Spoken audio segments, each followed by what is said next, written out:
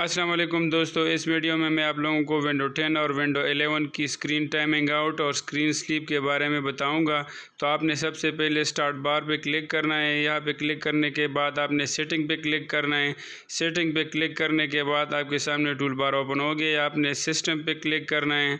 System पे click करने के बाद आपने यहाँ पे पावर एंड स्लीप पे क्लिक करना है और इसके बाद आपने स्क्रीन टाइमिंग पे क्लिक करना है और 10 मिनट को चेंज करके 1 आवर पे सिलेक्शन करवानी है।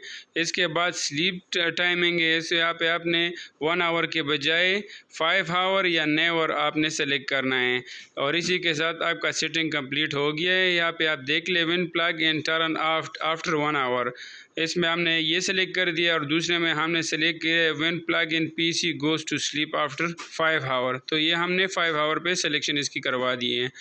इसके अलावा दूसरा तरीका भी है, आपने मेन स्क्रीन पे आना है और राइट पे क्लिक करना है और पर्सनलाइज पे क्लिक करना है। उसके बाद आपने लॉक स्क्रीन पे क्लिक करना है। लॉक स्क्रीन के बाद आपने यहाँ पे नीचे आना है, स्क्रीन टाइमिंग आउट सेटिंग यहाँ पे क्लिक करना है। उसके बाद वही पुराना वाला सेटिंग और ऑप्शन आप लोगों के सामने नज़र आ रहा है। तो यहाँ पे पहले जिस तरह हमने 1 आवर पे सेलेक्ट किया था, यहाँ पे हम 5 आवर पे सेलेक्ट करेंगे और यहाँ पे हमने 5 आवर पे सेलेक्ट किया था, यहाँ पे हम इसको नेवर पे सेलेक्ट करेंगे। तो वही तरीका है स्क्रीन टाइमिंग आउट का और स्क्रीन स्लीप का। अगर वीडियो पसंद आ जाए तो अपने दोस्तों के साथ ज़रूर शेयर कीजिएगा, लाइक और सब्सक्राइब करना ना भूलिएगा और अगर कोई इशू हो तो कमेंट्स में प्लीज़ आप पूछ सकते हैं।